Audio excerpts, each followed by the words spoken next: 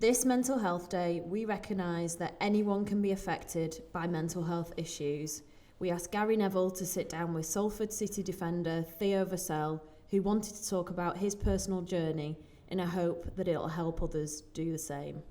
Theo, we're sat here on World Mental Health Day, and thank you very much for sitting down with me. You're going to tell us a little bit about your story today, because you just talked to us from the beginning about sort of when you recognised that mental health was an issue in your life. I would say, from a young age of about 12, 13, when, things started to happen. Obviously it's strange to think that something so crazy can actually affect someone so young. And, it did. I had a lot of issues at home, personally. A few with family, but nothing too major. And, growing up, obviously I was in the academy at Stoke, and, that was hard as well with school and also the ongoing issues at home. And, then things started to happen. Obviously I left home at 12 and, I had to go and live with other family members, because of things that had happened in my life. And, it went on seriously up till about age 18, 19. And, obviously as I've got older, I've kind of been able to manage it and control it and recognise my problems a lot better. Do you remember that first time where you thought, I don't feel right? I mean, because if you think about it, going back to the age of 12 or 13, which is many years ago now, mental health wasn't something that was well known back then, or even people recognised, and certainly people wouldn't speak about. Yeah, of course, when I was younger, it was very hard to take. I remember times when I was just feeling like, I don't know what to do with myself, feeling like I didn't want to be here anymore, and that would happen numerous of times. I'd get episodes like that maybe 4 or 5 times a year, and it would go on for weeks. And at that age it was hard, to keep it all in, because I didn't speak to anyone about it at that time. Did anybody know about it? A few of my close family did, like my mum and my nan and granddad, and that was it really. And they obviously supported me. They obviously spoke to counsellors and doctors and stuff like that, but it was more because I was so young, I didn't know what was going on in the background. I'd go to see people and it was just like nothing was working, nothing was helping. Well, you were being sent to see doctors or to see medical professionals? Yeah, counsellors? That was hard at the time, They obviously asked me to speak, and it was one of them, if I spoke, I'd just start breaking down, crying. And, that'd be like on a normal day, and, the next day I'm going to school, going to play football, and I have to treat it like it's a normal day and like I'm fine. And put a mask on almost? Yeah, like just put a mask on, everyone think I'm fine, and deep down I'm really not. Go home and, I just break down and, feel like the world is collapsing on me on the inside. But, when I was younger, I would say it's a lot worse than it is now. Going to hospital a couple of times, to try and help myself, which was out of my control at the time. What, you put yourself in hospital or the doctor? The doctors did. They said that you need to go to hospital? Yeah, obviously they were concerned about, my well-being, and, said I needed some serious help. And of course, like as I've got older, I've been able to speak more about it, felt more brave and more confident within myself, and finding strategies and ways that I can help myself from the inside. And a lot of people have said that it shows on the outside, people have noticed a change and stuff like that. But although it's still hard, there's no cure for it, it's not gone away. It's just something that's under control. And I'm obviously happy that I'm feeling a lot better now, because, I always say to myself, if I'd still be feeling how I used to feel when I was younger, I don't think I would have made it this far. But obviously I have, and that's something that I can be proud of. Was there a particular, looking back, was there a point you remember, a low point, a point that, how bad did it really get for you when you were younger? Yeah, I do remember a lot of episodes and a lot of times when I was, at rock bottom, and I still remember to this day, trying to take my life and stuff, like quite a lot of times. You did try and take your life. Yeah, and you know, I'm fine with that now. You know, it's what made me who I am today, and that's just part of my life that, you know, I'm gonna have to live with, and it's not something I'm ashamed of. It's just the way my life went. How would you come out of that as a young person? Because obviously there'll be a lot of young people watching this who might be going through similar experiences as you did. You know, how did you come out of it the other side? Where was the light for you that you felt as though you started to develop, I suppose, coping mechanisms that you were able to like deal with it and get it under control? Well, you know, obviously when I was younger, I used to just feel like, I used to say to myself, it will go away eventually. And, you know, I would sit there and just get on with my normal life and wait a few weeks and wait until it passes. But, you know, through that few weeks was very, very difficult. It was like going through trauma. And whereas now, you know, if I feel it 1-2 couple days in, I know ways to be able to manage it. And obviously when I was younger, I didn't want to speak to anyone. You know, I was keeping it all on the inside, and I didn't know how to deal with it properly. But, you know, I'd say now I'm more experienced in that department, be able to, you know, manage my emotions a lot more. And, you know, the best thing I ever did was speak out and speak my real feelings to somebody and get the help that I actually need. Because when did you start doing that? I'd say at the age of 21, when I was at Port Vale, you know, I had a time when I didn't play for 3-4 months due to depression. And, you know, I did speak to the doctor there, spoke to the physio, and they obviously recommended that I speak to the PFA and get some counselling. And from then on, it's, you know, the turnaround for me helped so much, and I noticed a massive difference in myself, and my mood was a lot better. And, you know, I thought, you know, this actually works, you know. This has been one of the best things I've ever done, and, you know, I just took that from there, really. And if I needed to speak to someone, I was more brave to do so. I mean, one of the most impacted areas of mental health and depression is in young males. How difficult is it, or was it for you as a young male in that male-dominated environment that you lived in, which was football, academies, coming through into a football change room? How much more difficult was that? Yeah, that was difficult, you know. Not forgiving places, are they, changing rooms? Nah, not at all. It's one of them, you know, I was, you know, coming through in the academy, and at that age, football it's more like a bit of fun in it. There's there's not as much pressure as there is these days, you know, playing first team. And I'd go in, all the boys would be happy and stuff, and there'd be times when I'd be sitting there and it's just like, I just feel empty, feel flat. And whereas almost I wanted to feel how they did, but I just couldn't as much as I wanted to. And, you know, it's just like putting a mask on again, like it's not really me. Like deep down on the inside, like I'm breaking apart. And obviously I didn't want anyone to know that, not even the coaches. I just wanted to keep it all to myself. You know, and then it's like I'd come home and my nan and granddad would know that something's not right with me. Like they knew me quite well by my body language, by my mood, the way I'd speak.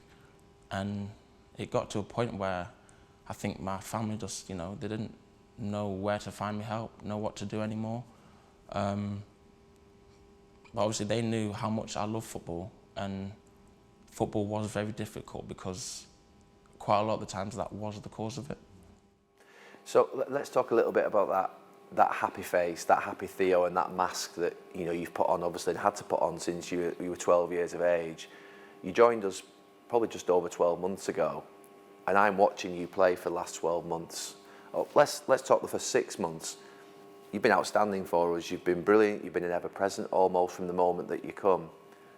And I'm looking at you, watching you every single game, whether it be on the link that I get if it's an away game or at Moor Lane, not knowing for 1 second that you have any mental health issues, thinking that you're a confident, athletic football player that's dominant on the pitch, that's winning his battles.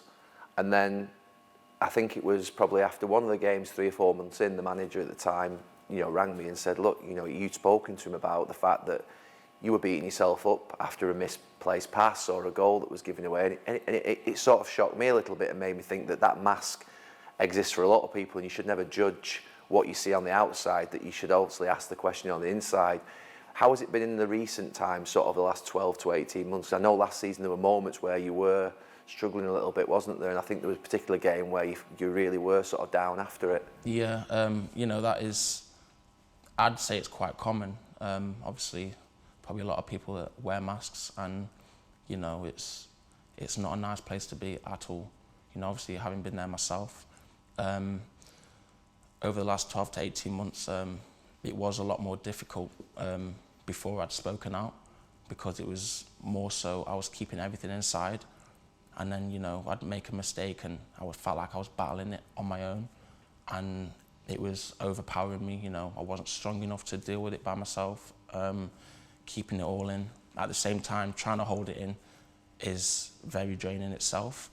And, you know, speaking out, you know, to the manager at the time and the doctor, it helped me massively. You know, they understood me on the pitch, and they worked with me in a slightly different way, maybe spoke to me in a different way, and also almost confidence building at the same time. And it's whereas now, like, if I make a mistake, I just get on with it. Like, I don't let something so small, you know, create something so big of a problem.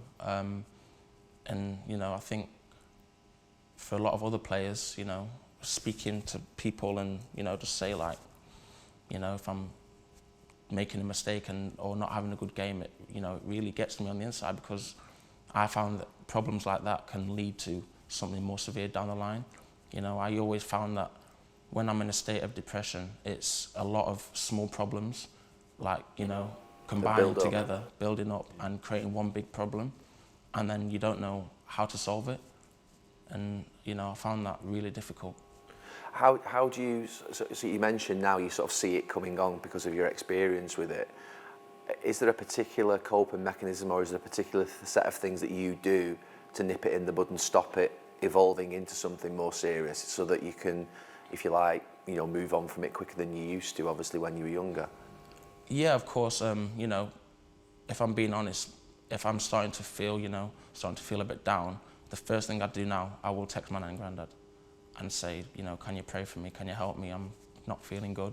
And, you know, even just that is a massive weight off my shoulders. It helps you? Yeah, massively. You know, everyone has their different beliefs or so and so, you know, but everyone has their own ways to make things better. And something so small, you know, just a small message is so, so powerful for me. And, you know, things will start to feel better from there. Like, even last week, you know, I was feeling down for a few days as well.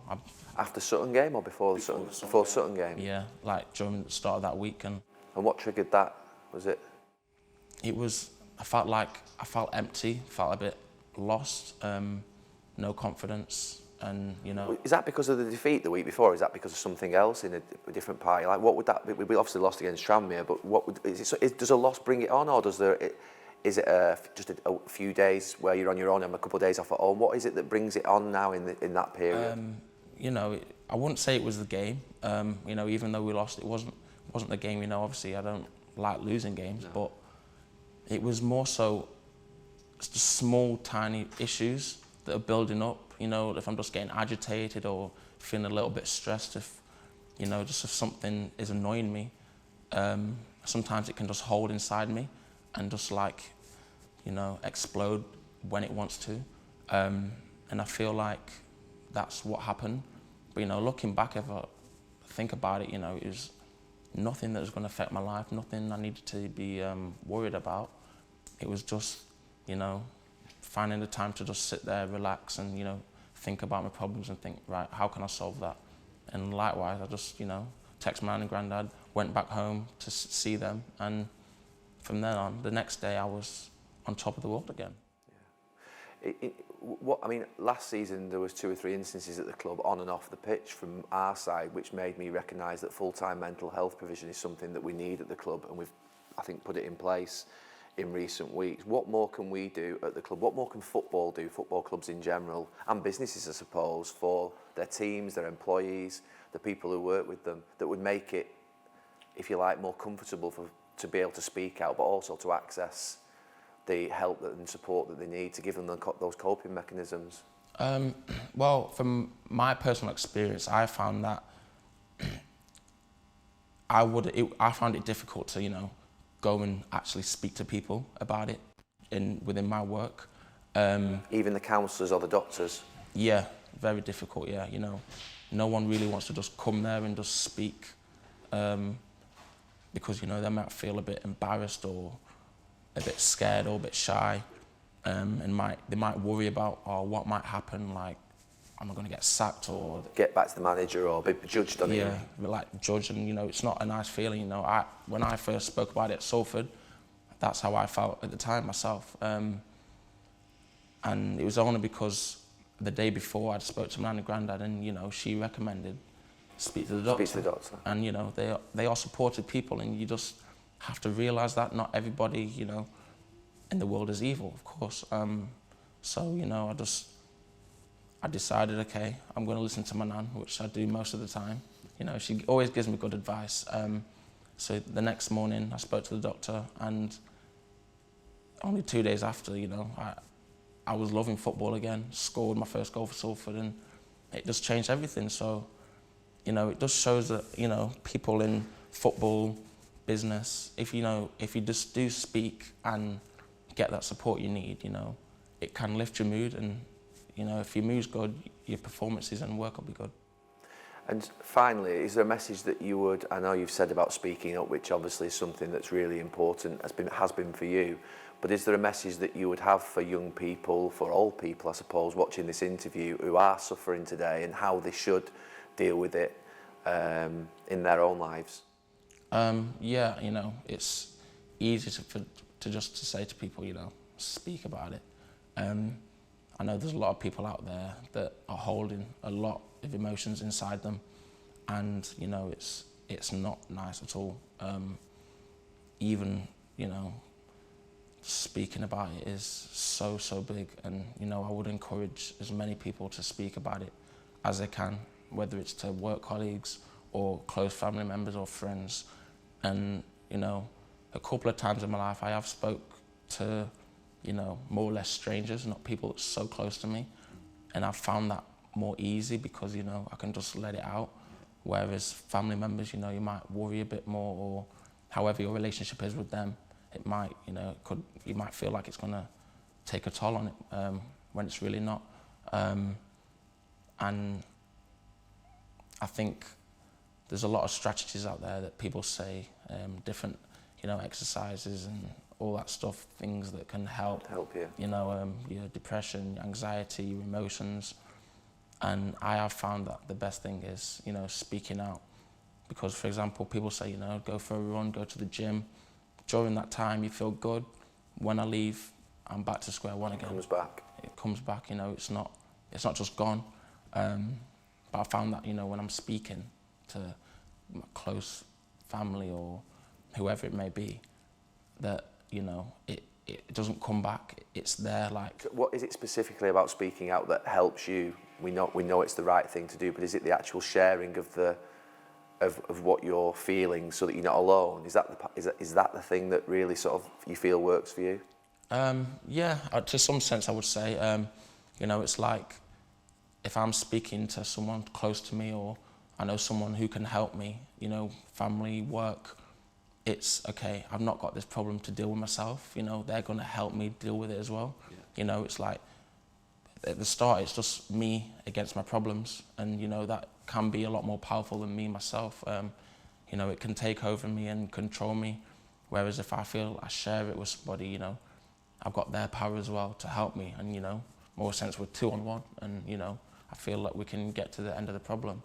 And I know it sounds so simple, but it's one of the most difficult things that I did, from trying to speak to people to just start crying, not being able to speak, whereas to now, I can be so open and comfortable about it, because it's something I've been doing over the past few years so often that it just becomes like bread and butter. It's just a lot more easier, and it just the best thing I ever did.